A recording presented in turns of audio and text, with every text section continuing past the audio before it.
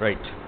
So, last class we were talking about alienation, and perhaps we had reached to Herbert Marcuse and Andre Gorge. Herbert Marcuse and Andre Gorge. C.W. Mills we had completed. We had completed C.W. Mills. After that, I had said that the leisure period that will reduce the feeling of alienation among the workers in the capitalist mode of production that has been manipulated by the capitalist class for their own advantage. Right? This is a very peculiar problem of Marx. What Marx says, suppose I ask you, what do you like most? What interests you most? And you say, in fruits, sir, I like mango. I can eat any amount of mango. That gives me immense satisfaction. Right?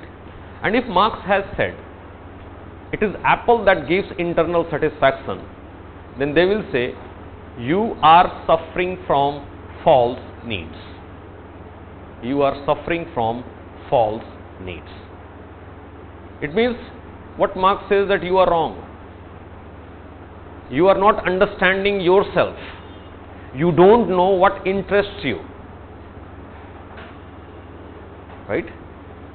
Means I don't know what interests me, what gives me satisfaction. Marx knows what interests me maximum. Maybe he may be correct in his own way, but he is being criticized on this issue also.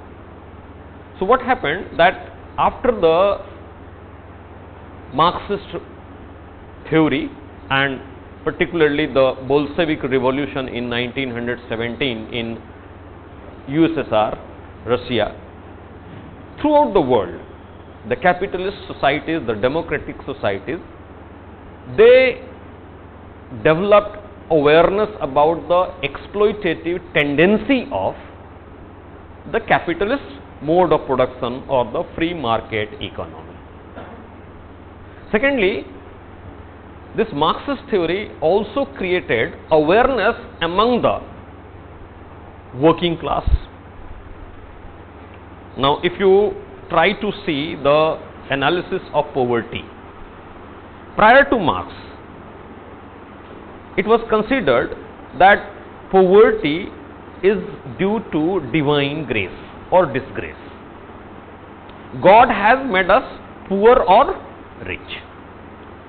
So poor will also, they will comprehend their poverty as a gift from the God, and only that condition can be ameliorated only in the next birth. If you perform your duty properly in this birth, next birth you will be born into a rich family. So poverty was considered as a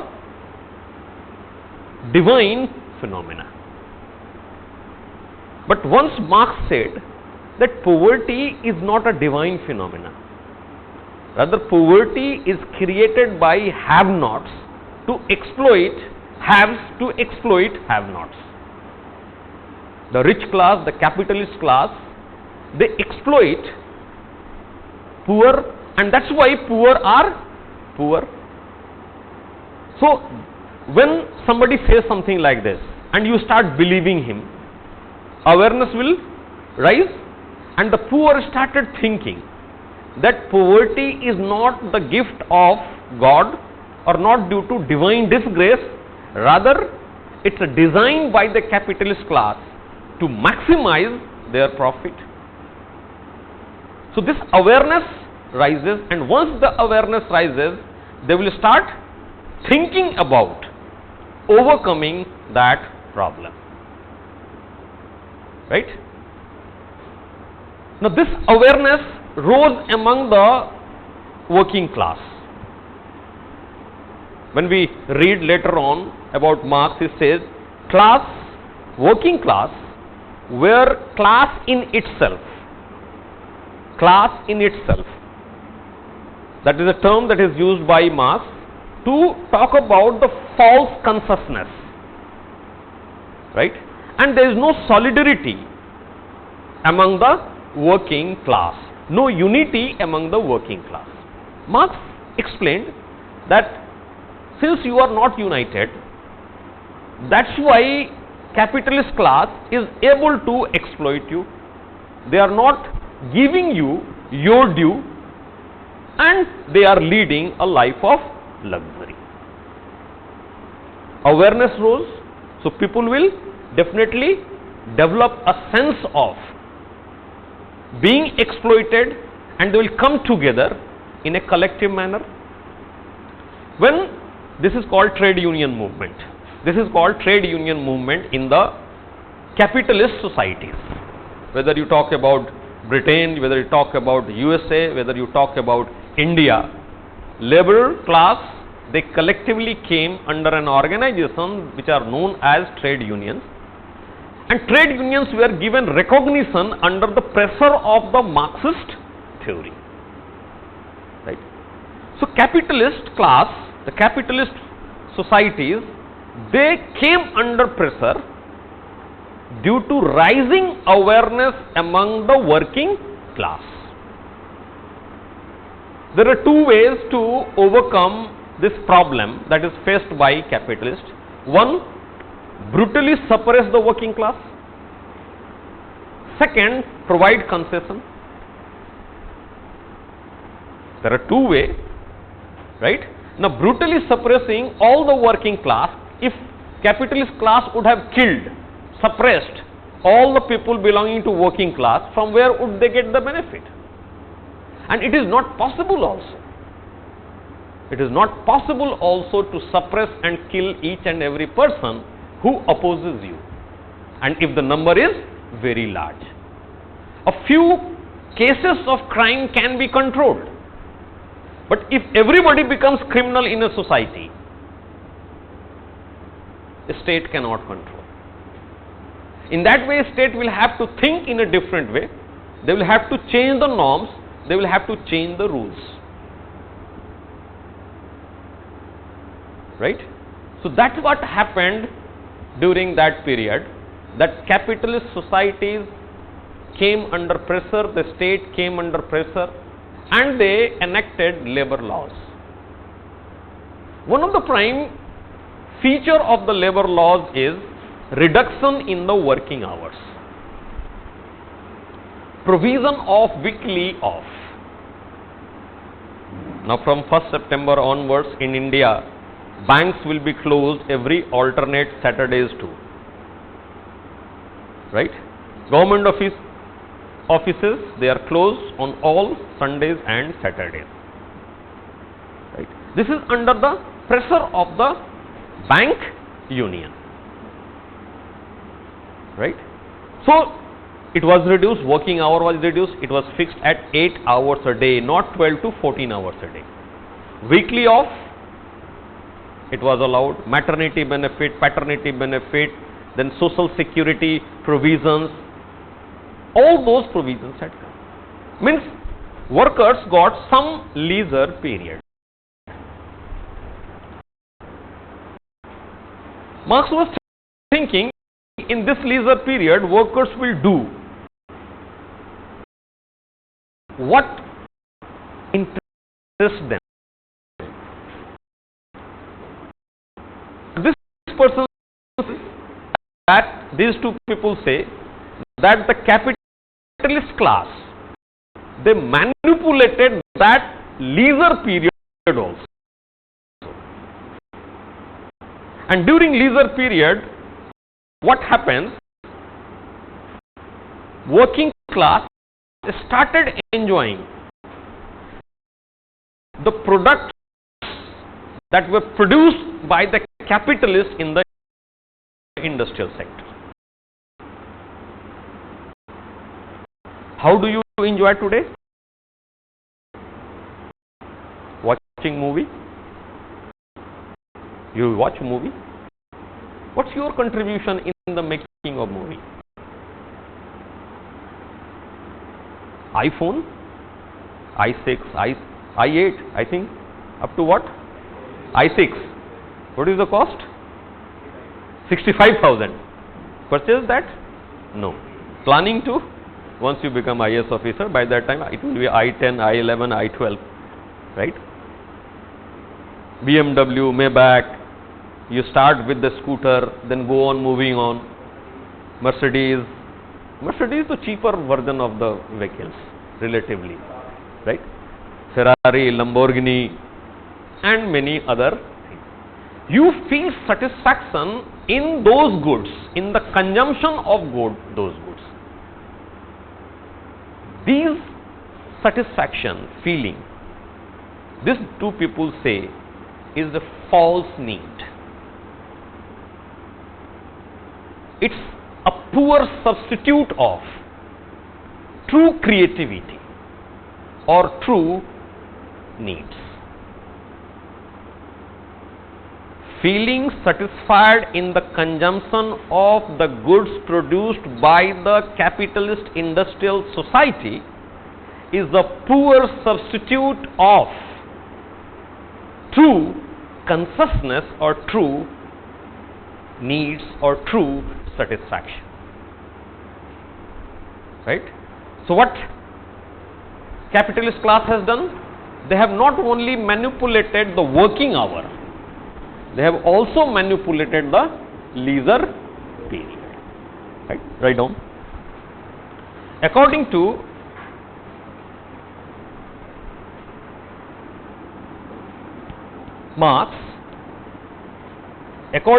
Marx, the feeling of alienation, according to Marx, the feeling of alienation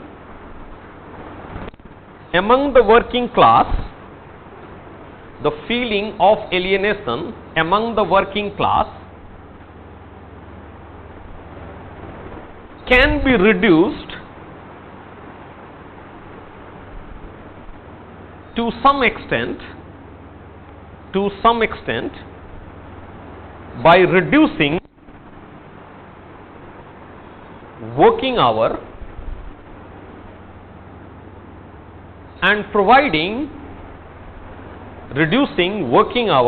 and providing leisure period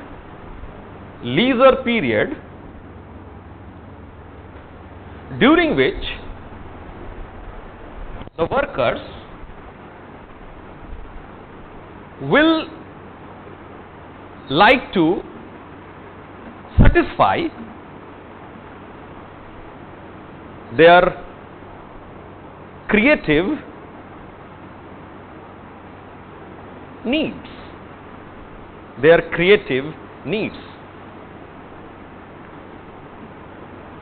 Under the pressure of the Marxist theory,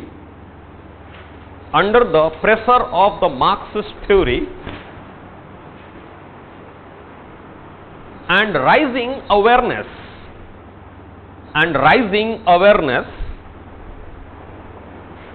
among the proletariat class,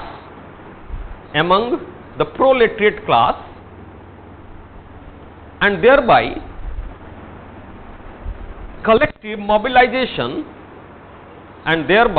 collective mobilization of the working class,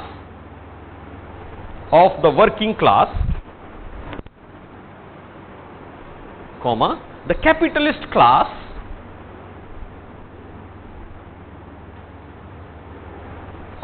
the state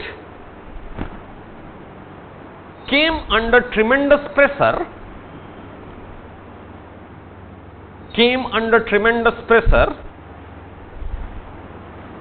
to enact laws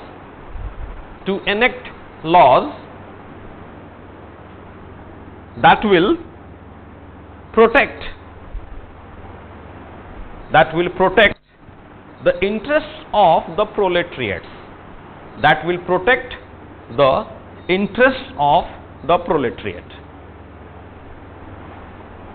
In this pursuance, the working hours were limited to 8 hours a day. The working hours were limited to 8 hours a day, comma,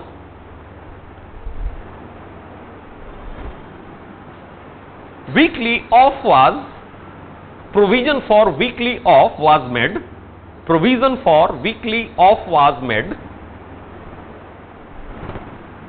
and various social security measures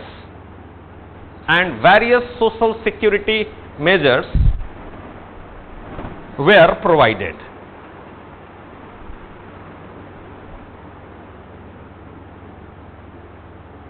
The reduction in the working hours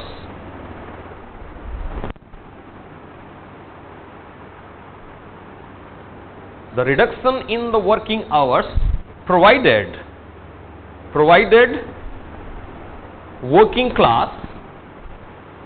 working class with leisure period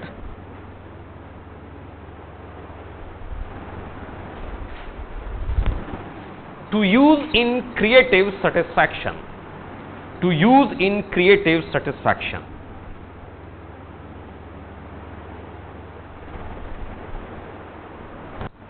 But according to Herbert Marcuse, Marcuse, and Andre Gorge, G-O-R-Z, Andre Gorge, the capitalist class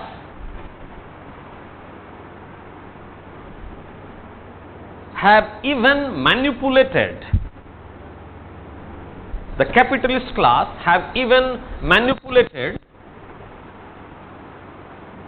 the leisure period to further their own interest, the pursuit of profit.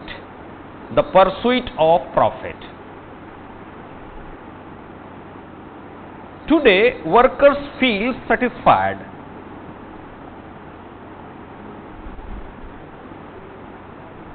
in the consumption of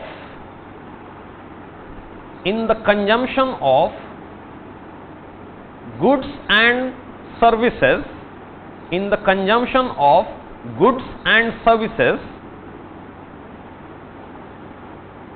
produced by the capitalist economy,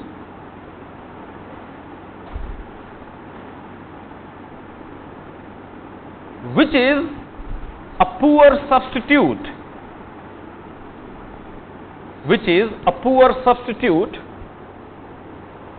for self-directed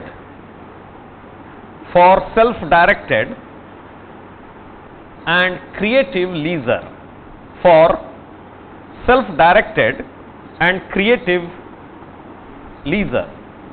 The feeling of fulfillment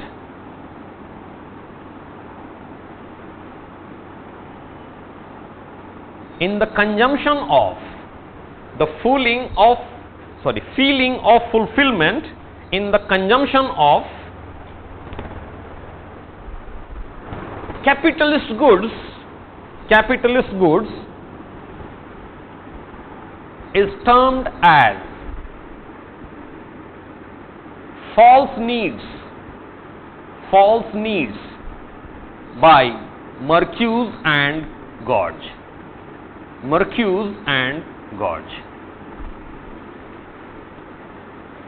Right? Means he is trying to say that if you are feeling self-fulfillment in the consumption of electronic goods or watching a movie or entertainment industries, actually it is not your true self. They do not represent the true self of a person. Rather, their needs should be self-directed. Right? Now, one thing he adds here, why does this false needs are created, how does this false needs are created? Role of advertisement through mass and media is highlighted by them in creating such false needs. मेरी कमीज तुम्हारी कमीज से सफेद क्यों? Let us use Rin नहीं, Tide, Surf Excel, right? So this is there. I have I6, you have I5. The kind of consumerism that has been created in the society by these capitalist class has made each other jealous of each other, and we feel high when we use the gadgets, particularly today the electronic gadgets that is produced in those industries, right? So this is the role of advertisement. Now till now whatever we have read about alienation, they are not criticism of the theory of alienation. Rather, all these explanations have explained the diverse dimensions of the feeling of alienation in the present capitalist industrial society. There are certain criticism, right? Now, Marxian theory of alienation has been criticized at 3 counts. Write down. Marx theory of alienation is being criticized on 3 counts. Number 1,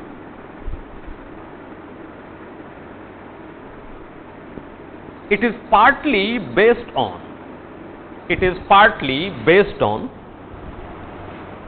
the image of man. It is partly based on the image of man as framed by Marx and Marxist.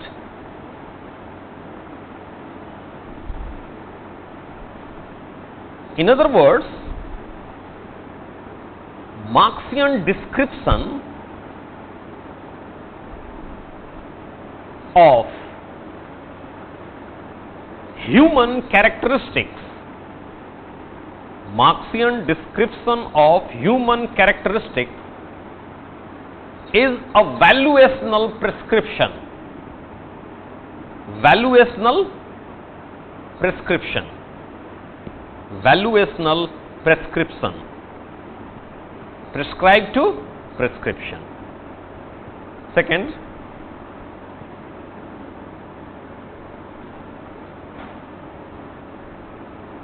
it is general tendency of Marx and Marxist. It is general tendency of Marx and Marxist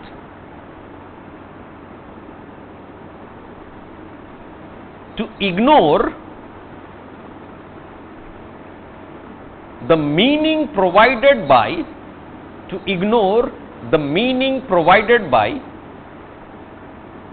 the actor as false consciousness,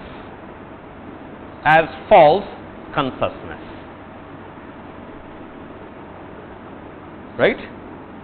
If I am saying I feel satisfied in the consumption or increase in salary, right? Having air conditioner, Marx and Marxists will say you are suffering from false class consciousness or false consciousness. False consciousness means you are not aware of the true situation. You are not aware of your true self. मुझे बताने दो तुम्हें क्या चाहिए, right? Like many of the political scientists, including Herbert Spencer,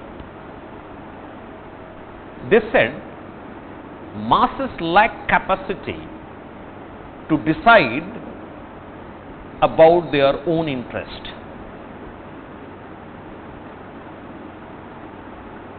This was one of the basis on which the masses and women particularly were kept disenfranchised from the right to vote for a very long period, even in European society. Poor, they lack rationality. So only educated, well-off people should have right to vote. Right? But the day we have started giving universal adult franchise, what we are finding, we are not saying that there is no loopholes, limitations, negatives of this system, but world is progressing towards more democratization. Right? Third,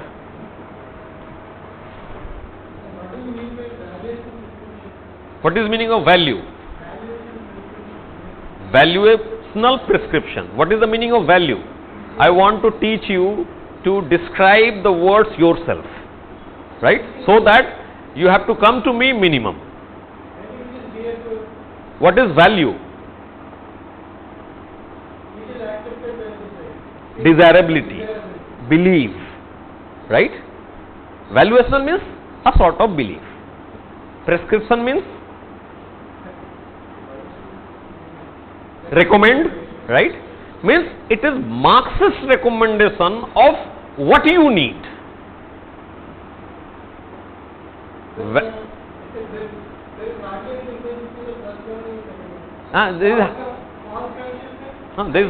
is not much difference.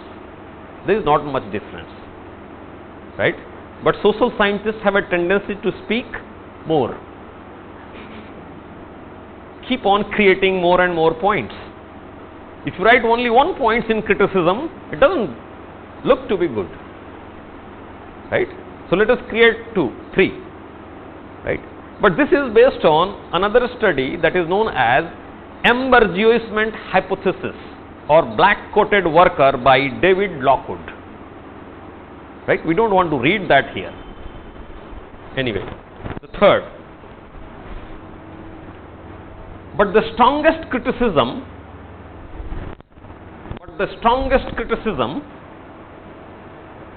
comes from Robert Blauner.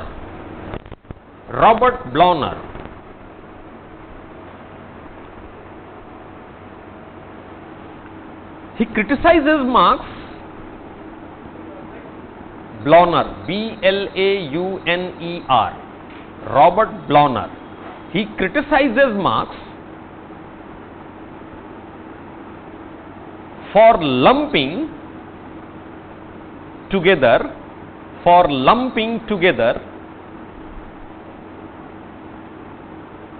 the diverse occupations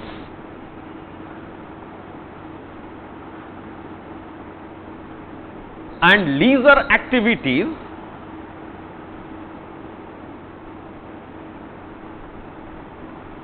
into a single category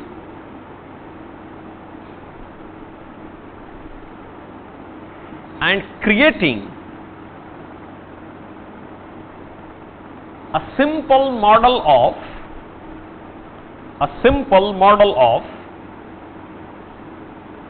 man in industrial society. What is the meaning of these sentences? Blauner says that whether you are working in printing industry or in automobile industry or in chemical industry or in steel industry, Marx does not see any difference in the work quality and the feeling of alienation of the workers working in different sectors. Means he treats them into a single category uniformly. That is not correct, right? So what he has done, he talks about 4 dimensions of alienation, right? Write down. Unlike Marx, unlike Marx, Blauner talks of 4 dimensions of alienation. Blauner talks of 4 dimensions of alienation. Number 1, powerlessness. Number 1, powerlessness, which refers to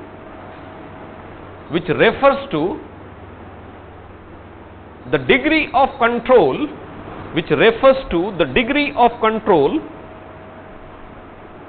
workers have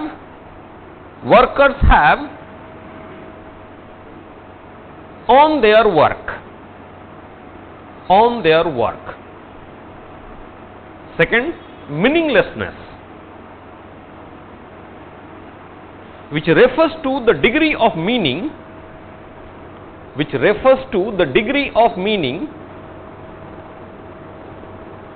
and purpose that workers find in their work. Third, isolation. Isolation refers to the degree to which the workers are socially integrated into their work. Number 4, self-estrangement, the degree to which they are involved in their work.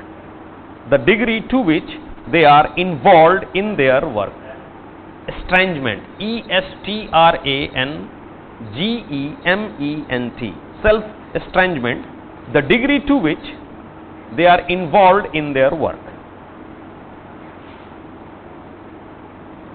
Parachain, write down. Blauner associates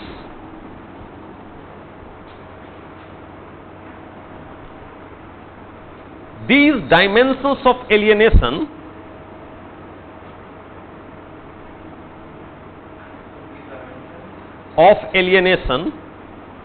and their degree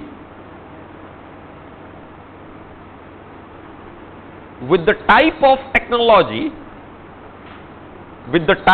technology that is being used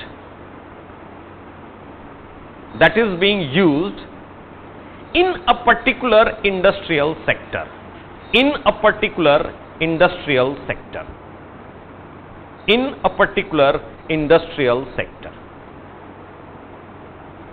Right? Means he is talking about 4 dimensions: powerlessness, meaninglessness, isolation and self-estrangement. Right? Then he is trying to link these different dimensions with different industrial sector, because different industrial sector use different type of technology.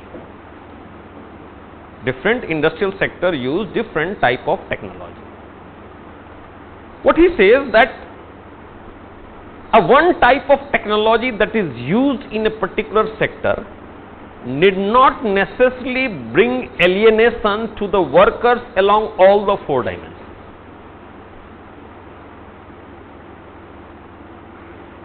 For example, if I am working in the coaching industry, let us assume hypothetically. So I am not alienated along all the 4 dimensions: powerlessness, meaninglessness, isolation and self-estrangement. And if I am feeling alienated along all the 4 dimensions, the degree of alienation along the different dimensions are not same. I will feel less powerlessness, more meaninglessness. If you could grade that on a scale, maybe 20 powerlessness, 50 meaninglessness, 10 isolation, 80 self-estrangement. Right? Now he is not saying that in air, rather he said this on the basis of his own analysis of 4 industrial sectors: automobile, printing, chemical, and one more is there, not steel, textile. Steel I had said, textile, right? So write down. In his study of printing, textile, chemical and automobile industries,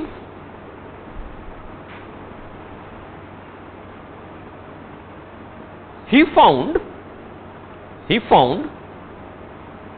that workers working in the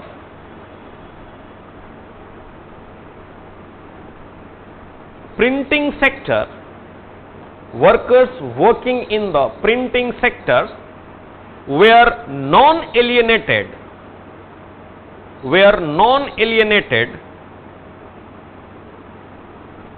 along all the 4 dimensions of alienation, were non-alienated along the 4 dimensions of alienation.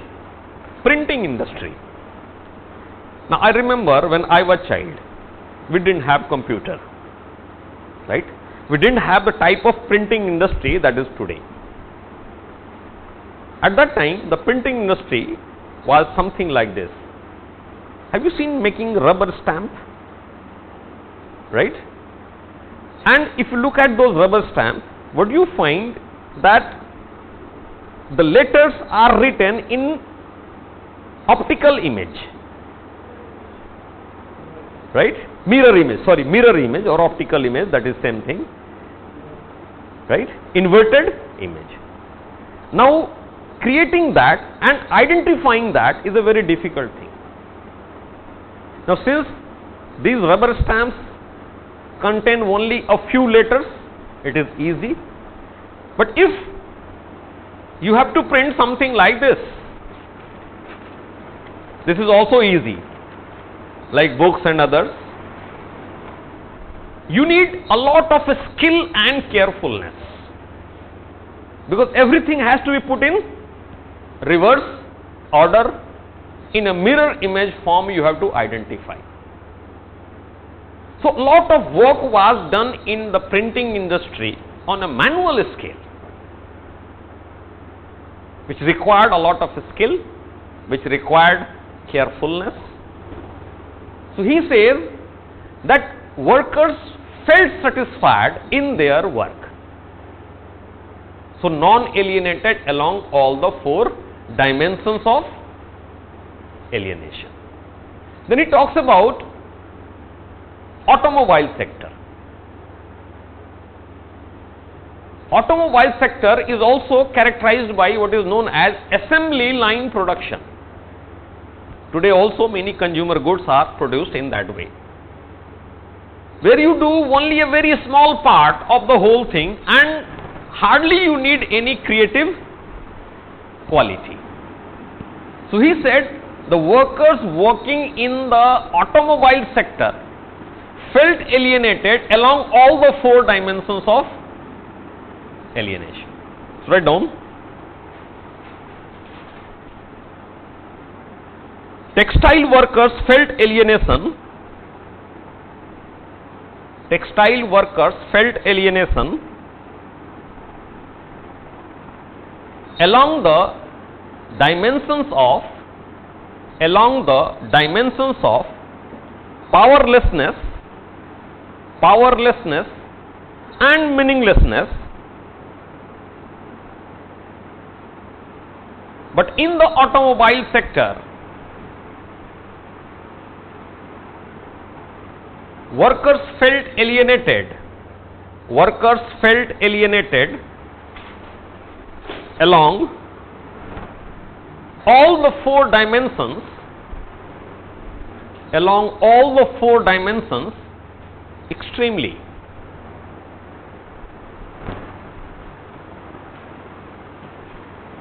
As far as the chemical industry is concerned, as far as the chemical industry is concerned, workers felt non-alienated,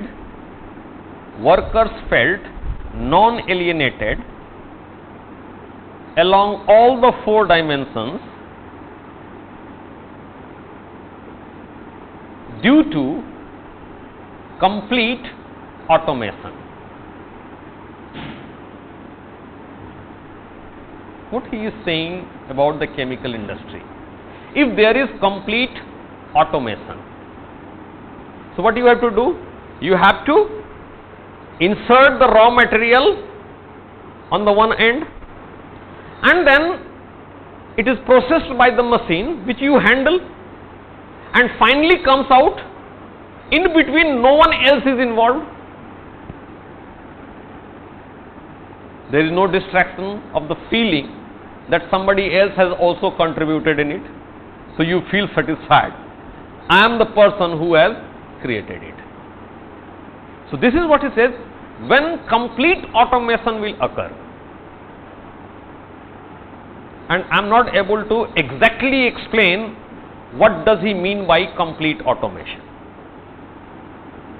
Whether that there is one side input gate and another side output gate, and everything is done by the machine. Whether it is possible or not, we have to see in the future.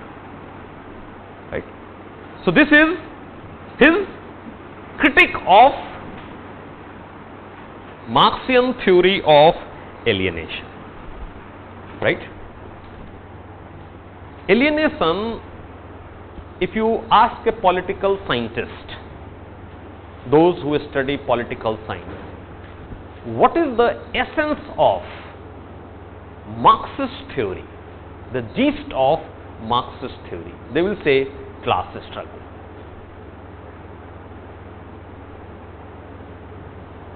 They will say class struggle. If you ask a sociologist, what is the essence of Marxian theory, then he or she will call alienation. Right? The reason is, if you look at all the writings of Marx, he started writing in 1844, he died in 1883. The last work is Das Kapital, Volume 1, Volume 2, Volume 3. In between, he wrote Communist Manifesto, Origin of Family with Angels, and many other books. Right? If you look at the term alienation, Marx first used alienation in his work in 1844 article Philosophy of Manuscripts. This is a long name. In short, it is called Philosophy of Manuscripts. And then in all other books, he has not touched the issue of alienation, but in the last book, Das Kapital, Volume 3. Here, in this particular article, he has explained what are the reasons of alienation. In Das Kapital 3, he has said how alienation can be completely eliminated with the establishment of communist society. Right? Means alienation is the gist, the essence of Marxist theory. And the theory of social change, what we call as historical materialism, dialectical materialism, etc., or simply the social change theory by Marx, is nothing else but a description of mechanisms of growth of alienation and demise of alienation. So let us come to Marxist theory of social change, historical materialism. Historical materialism. Right?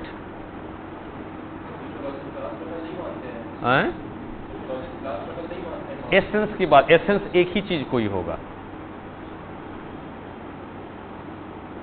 वो हैं, वो भी हैं, but essence, the basic essence, the fundamental point that he wanted to make or he was concerned about, right? So Marxian theory of social change. In the beginning we had said how French Revolution had impact on philosophy of history when we came to know that history is not static but history is dynamic. History changes, society changes, social order are not static. Then we said about Fichte, who had said that history progresses in a haphazard manner, idiosyncratic manner. There is no fixed path.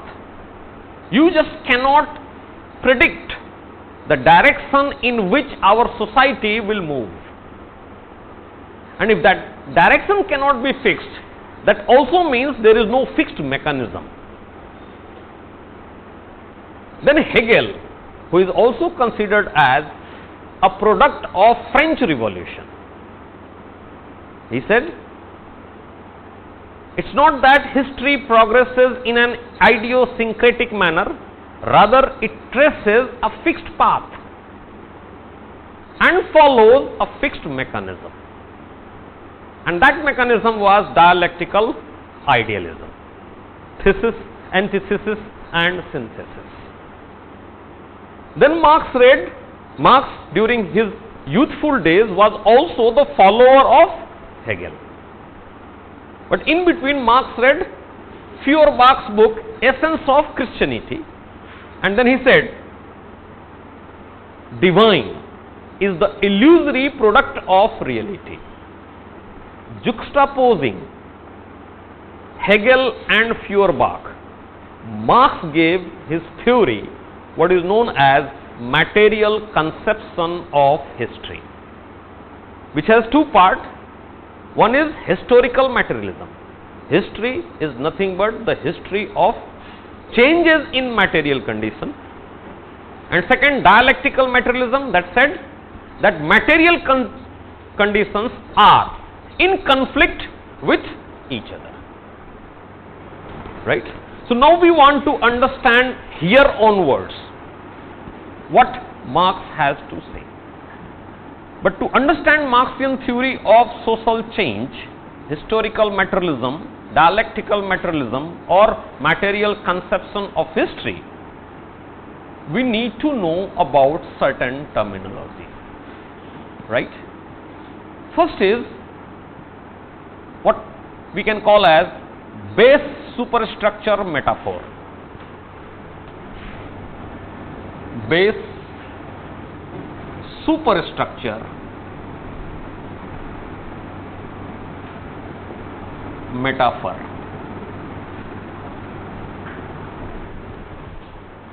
Base superstructure metaphor, which is further said as infrastructure, base or infrastructure, and then this is again superstructure,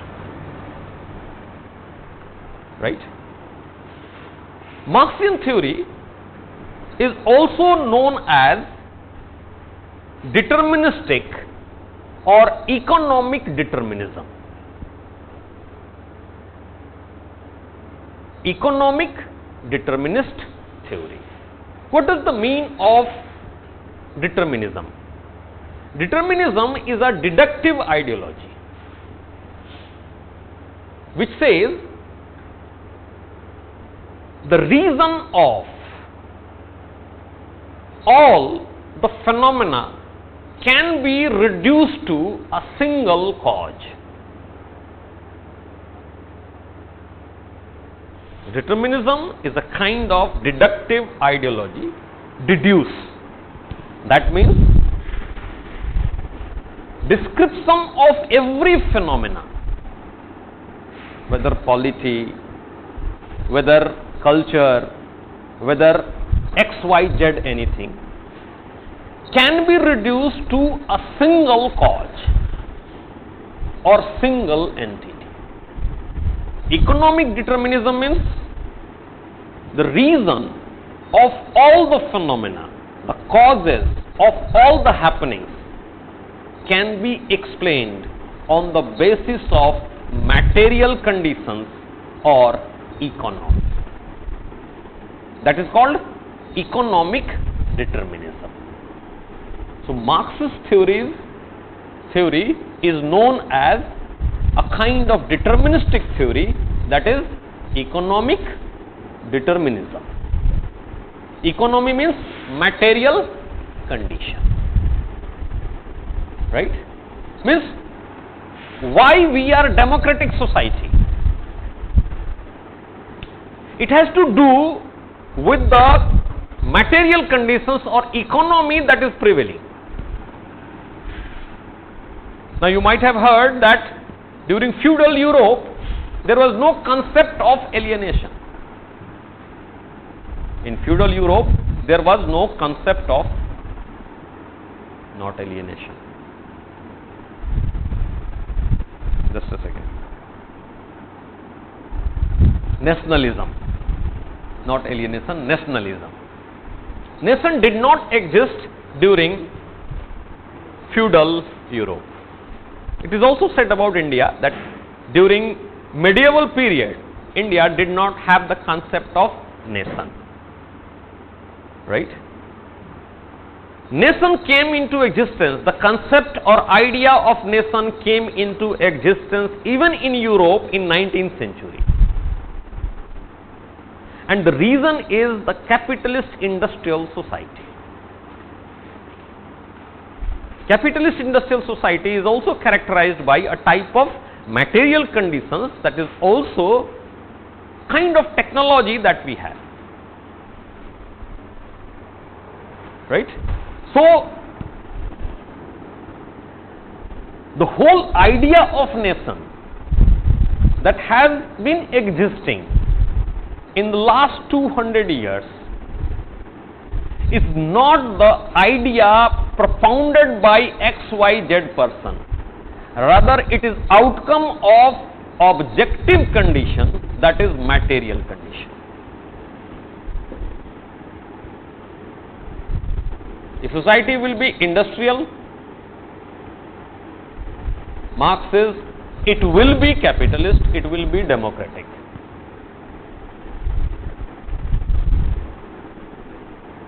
Are you getting it? If the economy is agrarian, feudal agrarian, then the system will be monarchical. It cannot be democratic. Church will have the influence, something like that, religion, and so on. Right? So what he says, economy is base. Right? And this economy refers to material condition. This economy refers to material condition. We'll see what exactly is the meaning of material condition. We'll also find a lot of contradiction within the Marxist theories also. On the one hand, he says material conditions or economy is base. On the other hand, he says education belongs to superstructure. But where do we get the technology? The technology is acquired by human being in the educational system. So on the one hand, you are saying it belongs to base infrastructure. On the other hand, you are finding it to be belonging to the superstructure. So such self-contradictions is very natural in any social propositions. Here also he has, but definitely Marx's contribution in the understanding of industrial society is immense. Right? So base is economy, material conditions. All other institutions,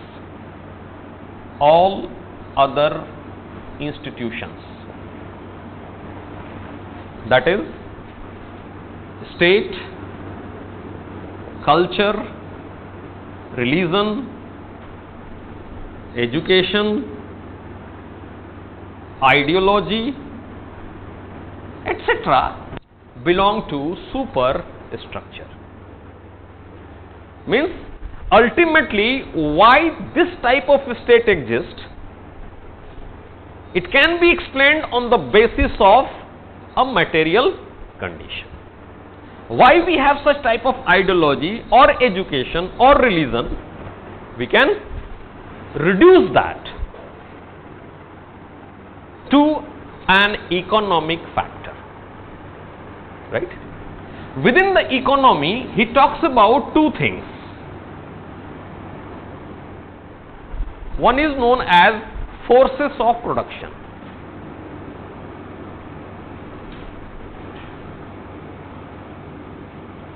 Forces of production. And the other is known as relations of production.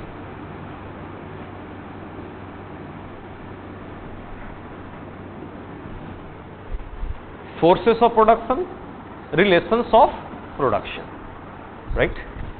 Then he says relationship between forces of production and relations of production is known as mode of production.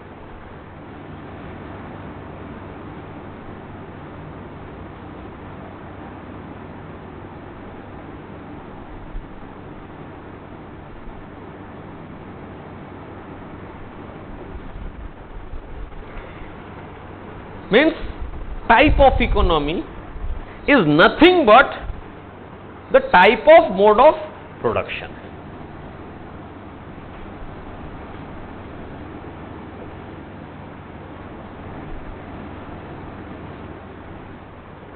Right?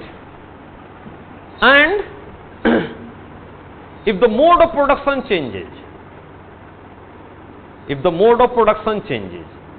then consecutively what will happen? All these institutions will undergo alteration. All these institutions will undergo alteration.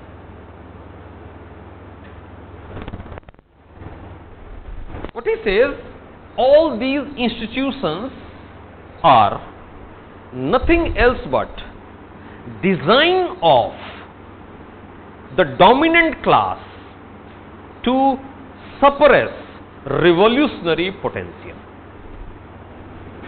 Design of dominant class, design creation to suppress revolutionary potential or potential to oppose revolutionary potential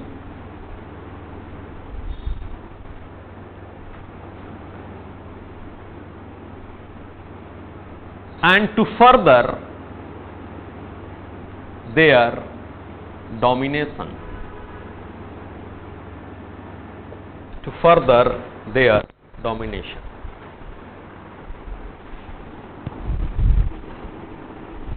Remember that poverty I was saying. How was poverty defined in the pre-Marxist period? Divine? God has made us rich and poor. Right? The moment you think God has made us poor, my economic condition and its change, the agency lies with the God. If God has made me poor, only God can make me rich. सब भगवान की then है.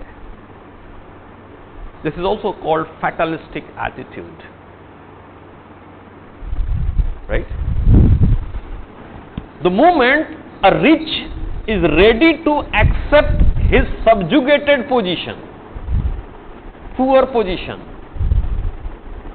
he will remain satisfied in whatever meager he is getting from the dominant class. For a very long period in India, the Dalit community the OBCs, so-called OBC, they have remained poor, downgraded. Why? Because they have accepted it as a divine grace. That means this convincing leads to reduction in the potential to challenge others' position.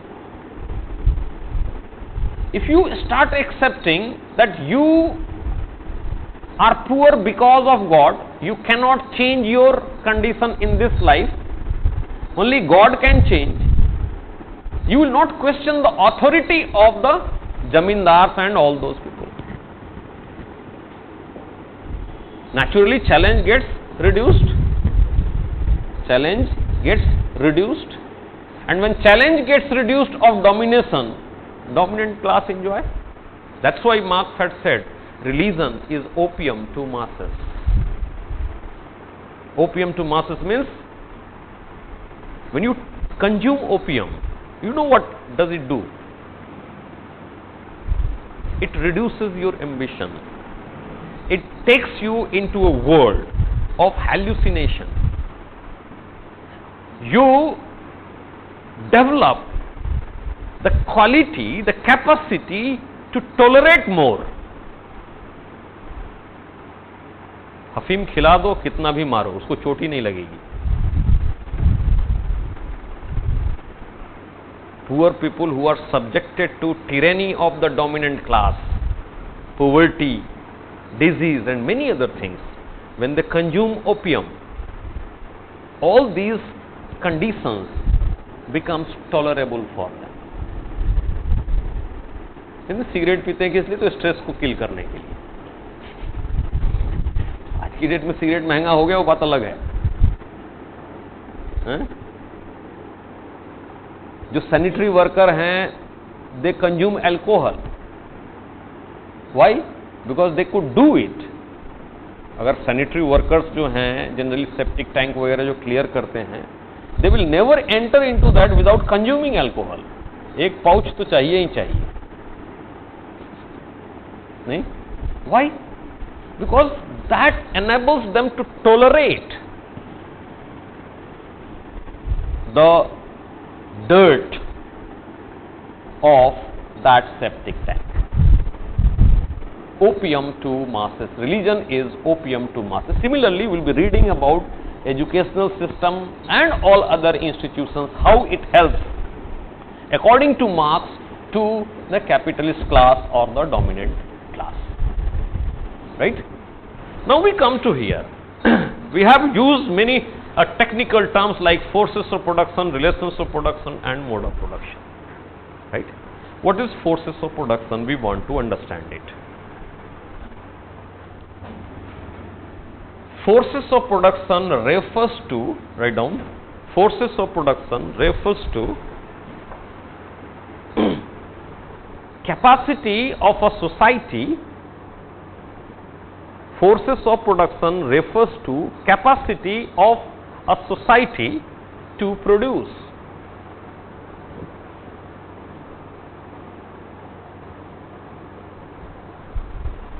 Which is a function of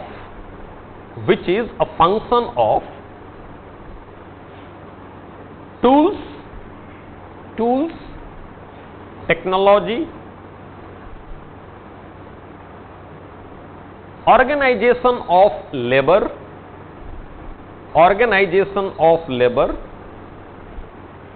and the raw materials worked upon,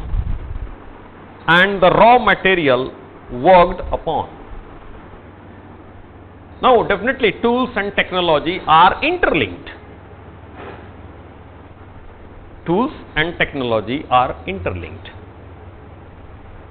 The kind of technology enables us to create a kind of tool, right?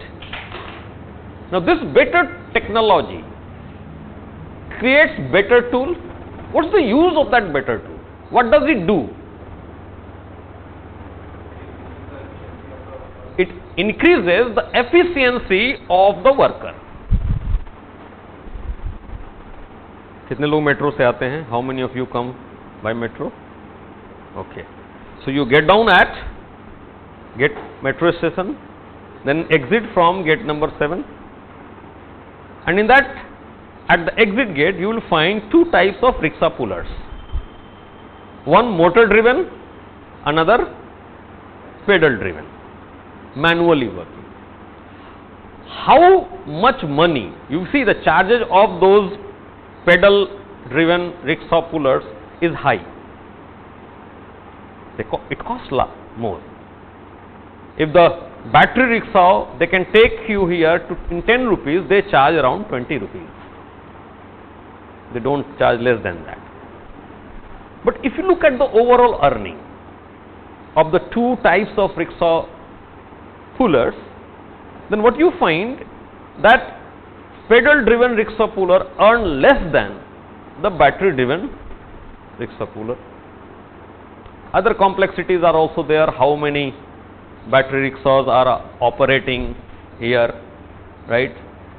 Whether the police wala are taking some money or not, and many other things. What is the issue here? That there is a limitation to which the pedal rickshaw driver can ferry the passenger 10, 20 times. After that he will be tired, he will not be able to ferry more than that. When you talk about battery rickshaw operator, what it does? It takes lesser time. It ferries 4 people together,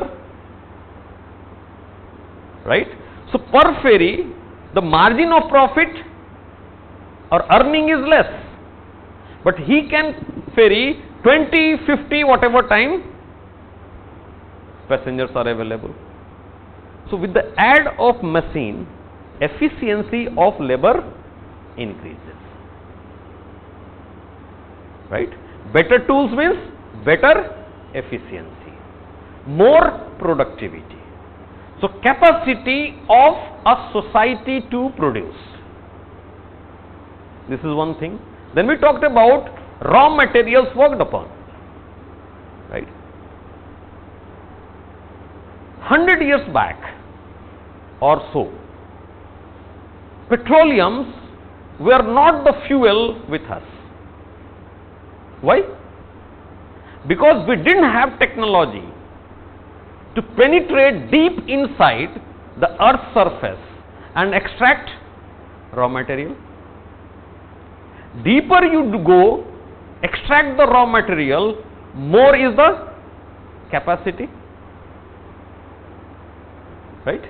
So that raw material, the kind of raw material that you are working, that will also enhance your efficiency because their calorific value is more, right? Then fourth is organization of labor. If I am getting some work done and I am employing many laborers, the group of laborers, if I don't organize them well, efficiency will be less. In Weberian says, bureaucratic system has done nothing else but increase the efficiency of organized labor. So how you are organizing the labor, how you are allocating the roles, that also increases the efficiency of the production. So overall, in a society, what is the efficiency of production? Capacity to produce. Today we are able to harvest more grains in per hectare in comparison to 50 years back or 40 years back. The reason is we are using better tool, better technology, better organization of labor and better raw material, right? So forces of production are nothing else but capacity of a society to produce, which is function of tools, technology, raw material worked upon and organization of labor, which we popularly known as management technology. How do you manage the workforce under you, right? Then we come to relations of production. Relations of production, it is the relation that a person shares with the forces of production as well as means of production. Means of production means a kind of property. In feudal agrarian system, land was the means of production. Today in industrial society, factory is the means of production and both are property, right? So one who owns the forces of production, one who owns the forces of production or owns the means of production, that constitute one class. Those who do not, that constitute another class. In simple, what it says, relations of production divides society into two classes, ownership and non-ownership. Classifies or divides. Another is non-owner. Either you own or you work on that. For example, in feudal period, the owner of the land were the landlords, the barons, and peasants had only tenancy right. You have right to cultivate, right, and then share the produce with the landlord. Tenants or serfs were not the owner of the land. They were working on the land on the basis of an agreement. Are you getting it? Right? So owner and non-owner. One who owns the property, one who do not own the property, simply works on that property or that means of production. Are you getting it? Right. Then comes a very complex term, mode of production. Mode of production is defined as the relationship between, mode of production is defined as the relationship between forces of production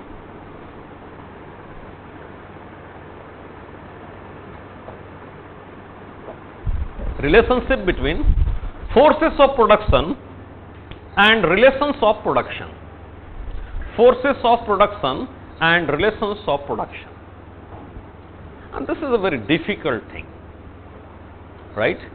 And it is very difficult to understand in the proper direction. So what we will do, we will try to understand it in the reverse direction, right? What does the meaning of reverse direction?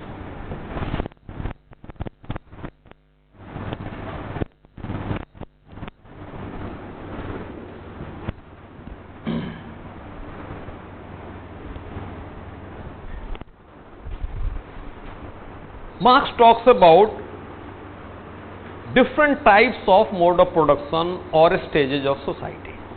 Primitive communism, ancient society, then feudal society, then capitalist society, then he talks about future. Socialism will come and then communism will come. So what I am doing, I am taking first into consideration the feudal society and the capitalist society. Feudal society and capitalist society. What is the means of production in the feudal agrarian system? Land. So this is the land which is means of production, right? Then out of forces of production, we have tools and kind of primitive technology and the organization of labor, right? Who owns the land? Landlord. This direction shows ownership. right? Who owned the tools that are to be used in the cultivation? Peasants? Serfs? Tools? Peasants? Who was deciding what is to be sown on the land?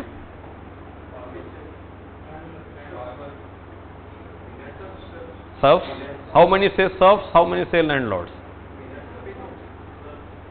Landlord. So raise landlord. 1, 2, 3, 4. So minority. Minority is bound to be wrong. The amount of land that was controlled by the landlord was so vast, so diverse, suffered from so much of vagaries of nature, that it was difficult for the landlord to decide what is to be produced. He had only, if some peasant would come, he could give only advisory rule. But theoretically speaking, landlords were not the deciding factor. There was only one condition: whatever you produce, give a share of that. This is what is called sharecropping system today. You can't say the sharecropper that you cultivate wheat. Immediately he will say that if I make the loss, you will be responsible. You would lend your land for sharecropping only when you cannot cultivate yourself.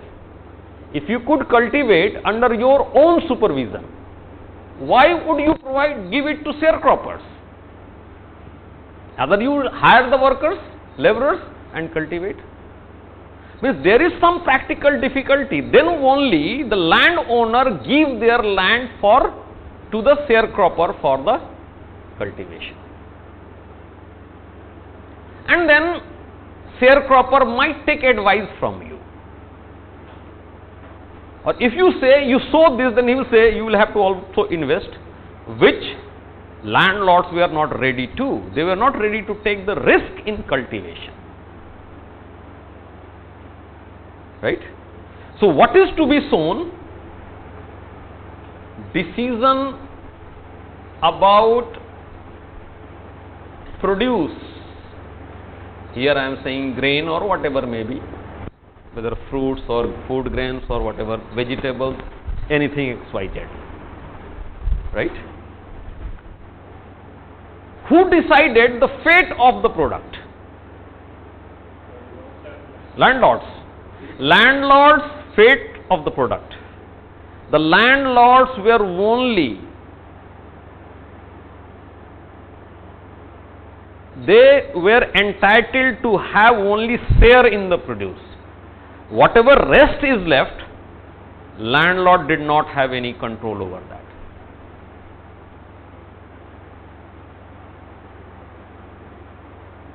Landlord could not say, you give all the grain to me, I will store in my godown. Right? So that is another. So what we are finding, in this direction there is one arrow, in this direction there is 3 arrows. Right? Means there is a change in the relationship between this and this. There is a certain kind of relationship. Now we talk about capitalist economy. What is the means of production? Owned by capitalists. Right? Now factory itself is tools and technology. Who owns that? Who decides what is to be produced? Who decides how to be produced? Who decides the fate of the product? So what lies with the proletariat class? Wages. Wage earner. Wages means the proletariat class is entitled to have wages only. बिके ना बिके, profit हो loss हो, that was not the concern of the wage earners or the working class. Now look at the arrows. If I could say process also, they were deciding. The 4 arrows were in this direction, in this mode of production, and in this mode of production, the 4 arrows are in this direction. This is the only way through which you can explain mode of production. Right? Otherwise it will be difficult. If you want to know from where I have learned the Dictionary of Sociology, Penguin publication, I have learned from it. Maybe other books might also contain. Dictionary of Sociology by Penguin publication as a reference book. I am not saying you should buy it. Right? You have understood it, that is sufficient. But someday, if you forget before the exam, you can consult that. Right? Are you getting this? So, forces of production, relations of production and mode of production is clear. Then Marx says, changes in mode of production is the change in society. Changes in economy, mode of production, right? This you should read like mode of production, not means of production, is the change in society.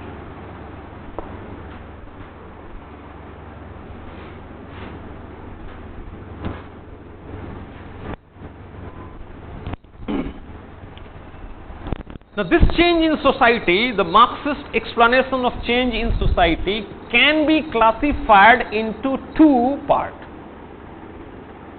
One, history, another, future. One, history, another is future. Right?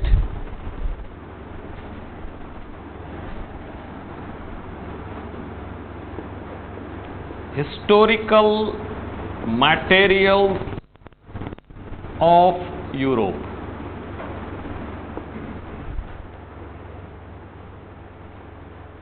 Means the history of Europe.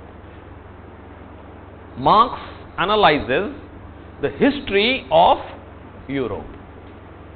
Earlier he had presumed that history of Europe will always be the history of mankind. History of Europe will be the history of mankind. Comte had also said something like that. Theological, metaphysical and positive stage. Right? Comte had made the statement, history of mankind is united. History of mankind is united. Right? Now then he talks about the future of Europe.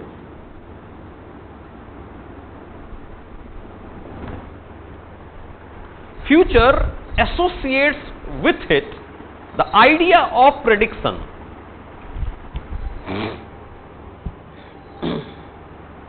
Right? Idea of prediction. You are predicting. Right?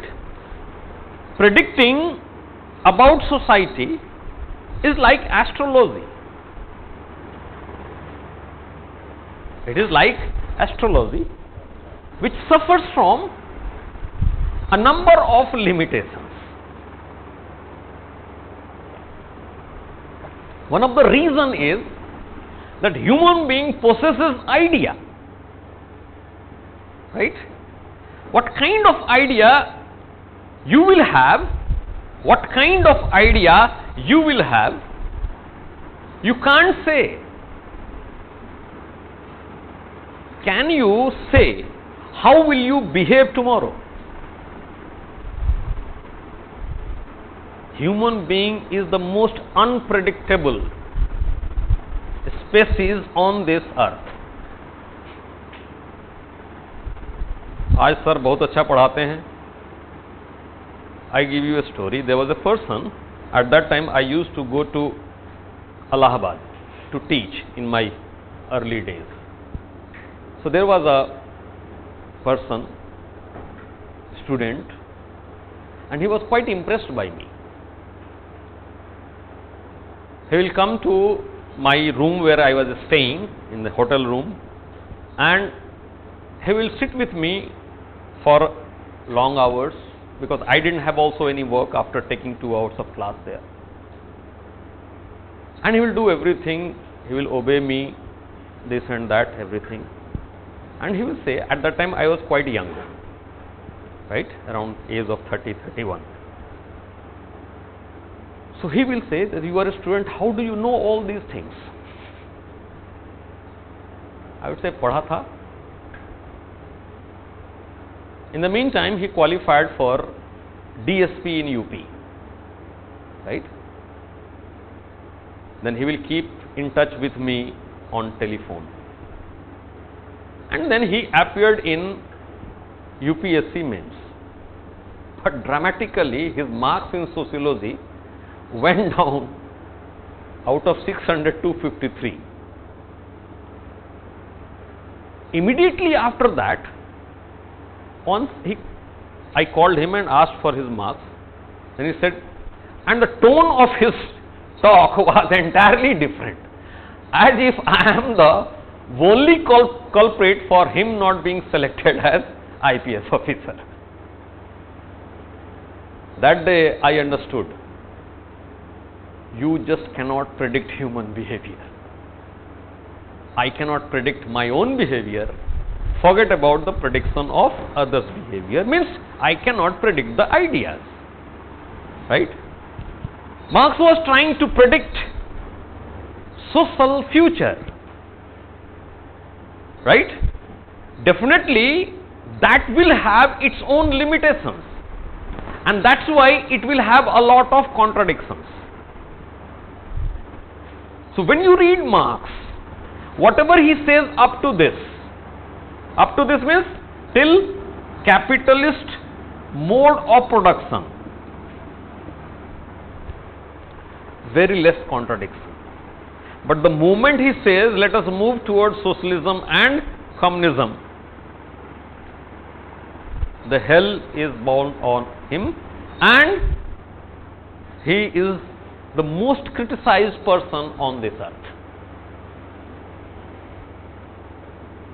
right? And I had read once a statement of Marx in some authentic book. If Marx would have been present today, he would have himself not identified his theory. People have interpreted, reinterpreted, misinterpreted Marxian theory in so many manners that Marx would have been a confused academician today about his own theory. But anyway, we want to understand this, right? So capitalist mode of production, before that feudal mode of production, before that ancient society, and before that primitive communism. These were the stages that were already experienced by Europe or European society, right? Then he says that this capitalism will reach to its extreme, a mature phase, and he says about proletariat revolution. Proletariat revolution, right? And after this proletariat revolution, socialist society, which will be a transitory phase,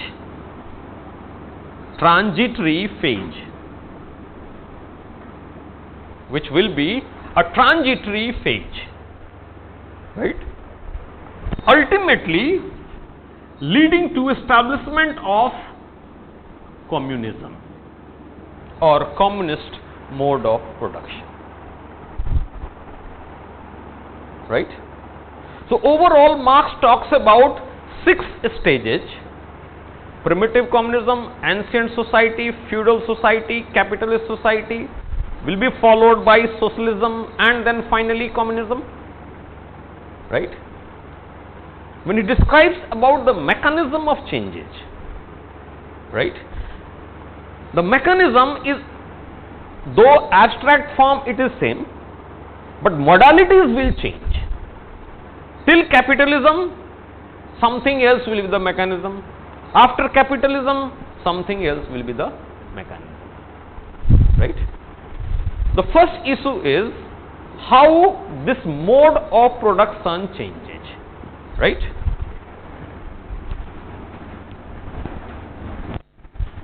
In the first, we talk about primitive communism, the first stage.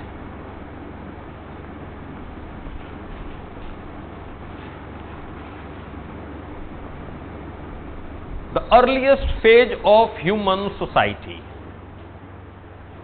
The earliest phase of human society.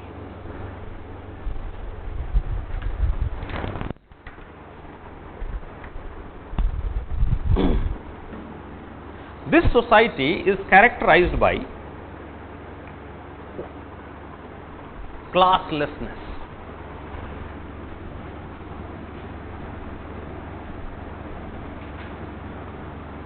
This society is characterized by classlessness.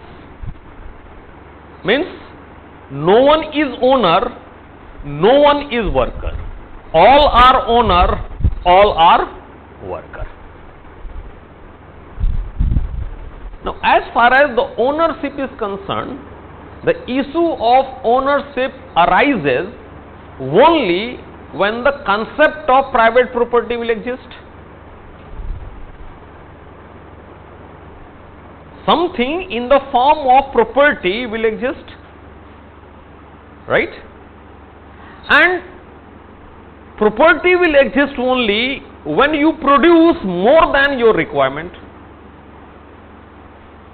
right? Actually, at this point of time, the nature of economy or production is characterized as subsistence. Subsistence economy. Subsistence economy means you produce that much which can fulfill only your need. A person is not capable of producing more than his requirement, so one cannot take care of the other. One cannot take care of the other, right? So each men and women, they are engaged in the production process, and whatever they produce, and production is not only production in factory. When you gather wild fruit in the forest, that is also a kind of production. If you hunt a prey, that is also a production.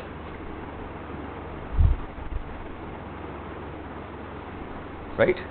Production means acquiring the resources from nature in whatever form which you can consume.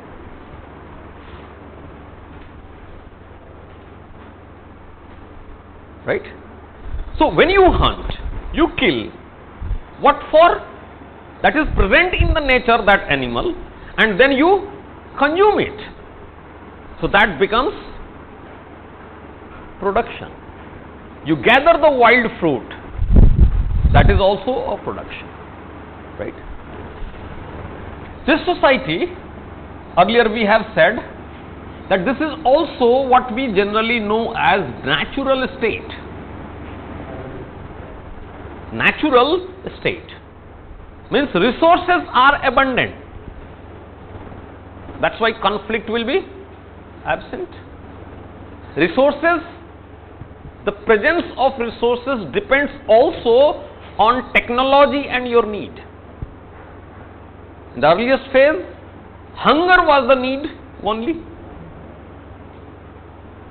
And to satisfy your hunger, the only work that was required, that was hunting or gathering.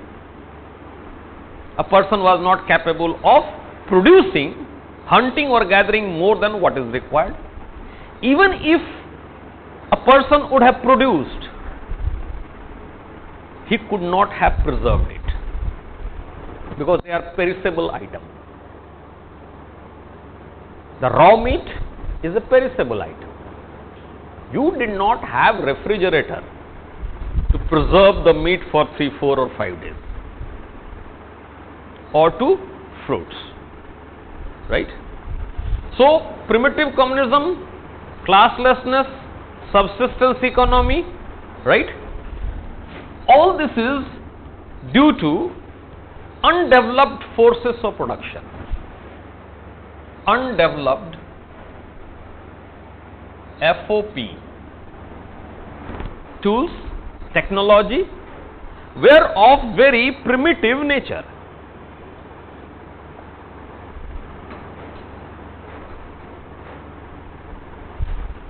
Right? You had tools made of stones, which has a limitation. अरे पत्थर से आम तोड़ोगे कितना टूटेगा? If you want to pluck mango by using a stone, throwing a stone, how many mangoes you can pluck from the tree in a day? Very limited. You are trying to kill the animals using a stone or stone tools. There is a limitation. Many of your attempts will go in vain. So primitive tools and technology you are using, that is definitely have a very low productivity, right? So undeveloped forces of production. Since forces of production are undeveloped,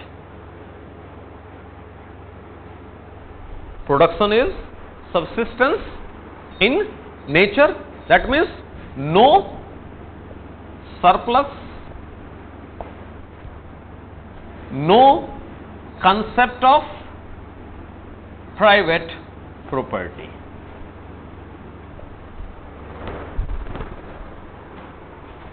Now here I am making a statement. Even if you would have wished, you could not have acquired property. Means it was not voluntary, it was compulsive, it was coercive. अगर राजेंद्र नगर में एक प्रवीण किशोर ही sociology पढ़ाते हैं, आपके पास क्या choice है? कोई choice है? बट एक्स वाई जेड पढ़ाते हैं, you have choice. Here you did not have any choice, right? And that's why there was no property, so no class, so no antagonism, no exploitation, non-alienation.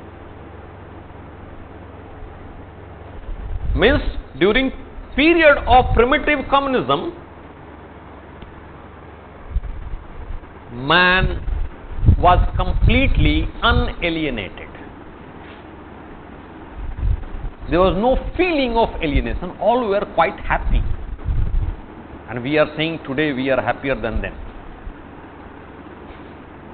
Why? Because you have air conditioner. I don't feel the heat of sun. And we think we are happier. Marx says they were happiest. Right? Generally we consider the society is progressing.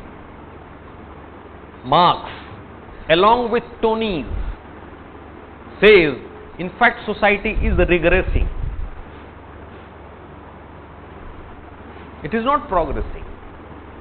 Progress in the sense it is not doing good for the human being, rather it is harming the human nature.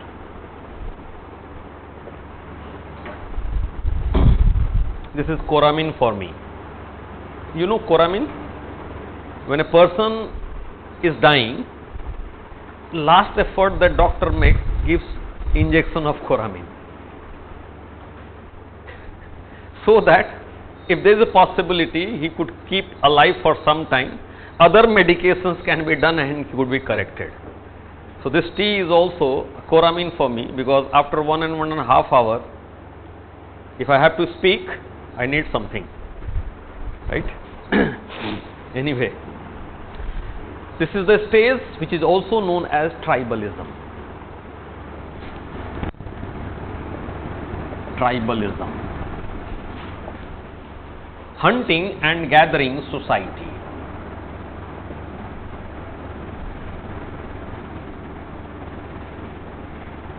As I said, Marxian theory has its own contradictions too.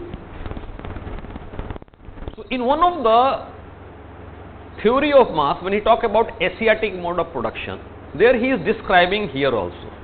He says that with the growth of population, tribalism gives way to ancient society.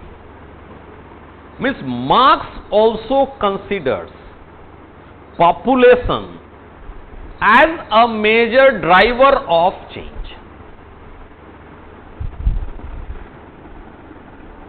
Right? But on the other way, we will find, he says, development in the forces of production is responsible for the changes in mode of production and therefore in the changes in society. Right? So contradictions are there, right?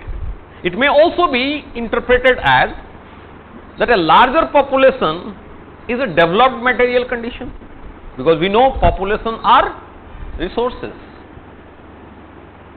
And what Prime Minister Modi always talks about, I am highly optimistic. We are passing through a phase of demographic dividend, and I must use that demographic dividend for our own advantage. Right?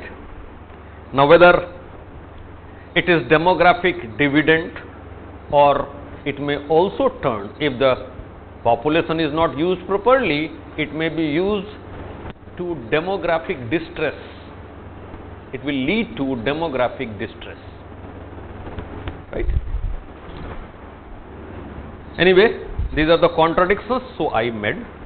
I will be talking in the Asiatic mode of production, how tribalism, population grows, and that leads to ancient society. We will see that later on. Now, this primitive communism is followed by ancient society. Right?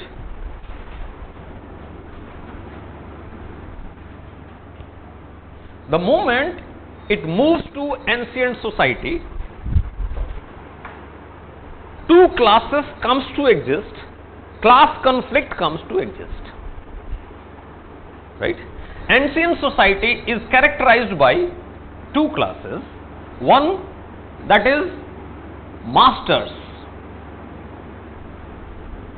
another slaves. Ancient society is characterized by possessing two classes, one master, another as slave. Right? Masters are those who own the property, right? Owner class. They are non-owner. One who owns the property, that class will have more bargaining power, right? Higher bargaining power,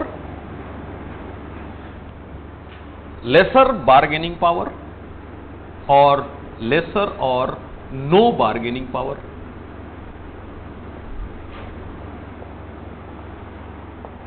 Lesser or no bargaining power, right? One who will have more bargaining power will dominate over other. So this is dominant class, this will be subordinate class. Dominant means powerful. One who will have power will exploit others, right? So this is called oppressor class, this is called oppressed class, right? But the irony of the situation is that this class is in minority, only a small number of people are there, and this is majority. Minority and majority, right? Now if you look at the two classes, their interests are contradictory.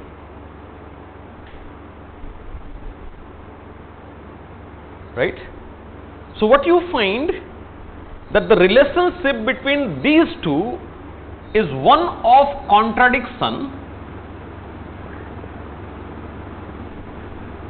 but at the same time complementary.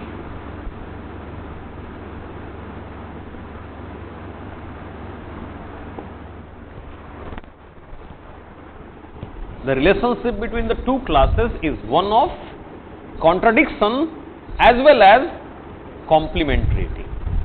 Slaves cannot survive without masters. Masters cannot survive or have profit without slave. Without worker, industries cannot be set up, so capitalists cannot have profit. And without capitalist, since industry will not be set up, so workers will not have work. So from where will they earn the wages? But the interest, what the capitalists want, maximization of profit. What the workers want, maximization of salary or wages. So interests are contradictory as well as complementary, right? Then comes the next stage, that is called as feudalism or feudal society. Barons and serfs, landlord and peasants, landlord and peasants, right? Then will come capitalist society, and it will have bourgeoisie and proletariat.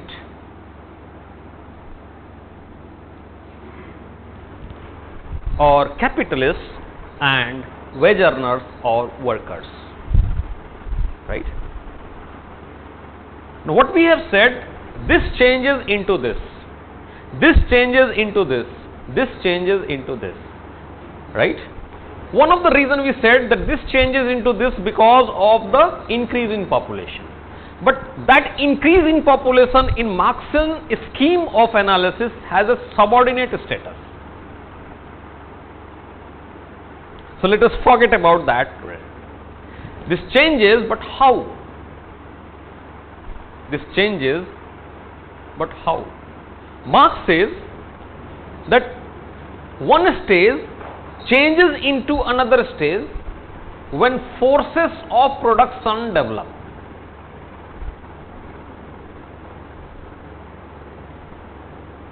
Forces of production develop, tools, technology, organization of labor and available raw material. When that develops, progresses, changes occur. Now the question is, why and how forces of production develop? You won't get the answer in the conventional books. I have not read original Marx book. So when you read Ridger, Anthony Giddens, Abraham Morgan, XYZ, they do not explain why forces of production develop. Right? And the answer lies in the book Dictionary of Sociology by Penguin publication. Right? And there was a question. Earlier, optional was there in prelims. Right? In our times, it was in prelims. But later on, when I started teaching, then generally we used to read, when forces of production develop, relations of production changes, changing in the mode of production, hence the society changes. So UPSC asked the question objective, why does forces of production develop? Luckily I had read that before. Right? So what Marx says, whenever new source of energy is discovered, write down, whenever new source of energy is discovered,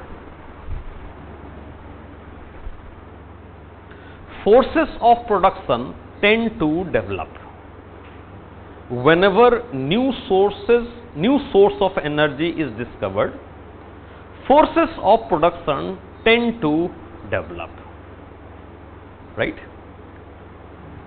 Now this, when you read this, Marx has used L.H. Morgan's evolutionary theory too much. When he writes the book Origin of the Family along with Friedrich Engels, then there he says that as the concept of private property has strengthened, the size of the family has constricted. Means the size of the family has gone down as the concept of property has strengthened. Or in other words, what they say, to strengthen the concept of private property, the size of the family has been kept limited. When you read Morgan's theory of evolution of family, he talks about 5 evolutionary stages of family. 5 means family, today we are living in a monogamian family. So 5 stages he talks about. He said earliest family, he called it as consanguineous. L.H. Morgan. Consanguineous. Consanguineous is a family that constitutes the whole group as family, and the sexual relationship exists in the blood relatives. Means all adult men and women in that family, in that group, had rights over each other, or you can say no one had right over the other. Right? If such is the situation, naturally, and today we have DNA technology. At that time we did have the DNA technology. Right? So it was very difficult to know the paternity of the child. Right? So suppose there is a group. In that group there is no restriction in who will have sexual relationship with whom. And if a child is born, right, you don't know who is the father. So best way is to accept by all the male members as their own child. So all the members of the society, all the children are considered as the own children. This is called communism. This is called communism. Marx had also said in communist mode of production, there won't be any restriction or such type of restriction or moral foundation. Then, after consanguineous, he talks about a family that is known as Punaluan. Then Syndasmian. Then patriarchy. Patriarchy along with polygamy. And then monogamy. You look at the size of the family is decreasing. And as the size of the family is decreasing, the concept of private property is strengthening. Earlier we used to say in a village, this is our property. Now we call it my property. I have earned it. Within family also there is a clash in husband and wife. Husband says, I have earned this property. Wife has a problem if she is not earning. And if she earns, she says, it is my property. Right? Earlier, everybody owned all the property. Right? Similarly, Morgan had also said one thing about evolution. What he says, human being has incessant need, constantly increasing need, and he is constantly in search of satisfying that need.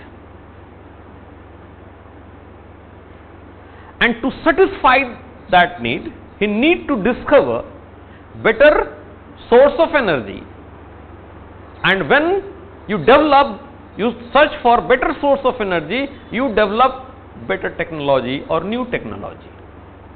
So fishing, invention of fishing or fishing hook is a evolution of a technology. Invention of fire is a new technology. How did we invented fire? Because our needs increased, and to satisfy that need, we searched for all those things, and that we invented fire. Pottery making and many more things he talks about. Right? So this, now incessant need is the product of idea. Animals do not have idea, so their need is not changing. Our needs are changing. Why? Because we have idea. But idea is not acceptable to Marx. So he takes from Morgan only that much which suits him. That's human nature. Right? So he takes that and he says, whenever new source of energy is discovered, forces of production tend to develop. New source of energy, it has to do with the calorific value of energy.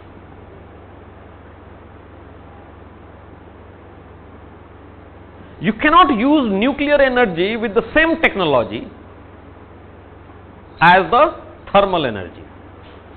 There is limitation. 1 ton कोयला जलाओगे तो कहीं जाके कुछ 2-4 वाट जो है निकलेगा. 1 चम्मच, that is also too much. Uranium, if it is burnt, what will happen? If you store the energy generated by one thunderstorm, one big one, the whole of New York City can be lighted for the whole year. But to store that energy, how would you store that energy? You cannot store that energy by lithium battery technology. You cannot do this. That battery had become important when Airbus were grounded for the defect in that battery. Right? Boeing. Many of the Boeings perhaps were grounded. Later on they had been clarified. Japanese Airlines was the first to ground its aircraft fleet. Right? Lithium ion battery. Am I right? Lithium ion battery. Right? By that technology, you cannot store the energy generated by single thunderstorm. Right? You need to do more. So today what we are doing, we are ending here.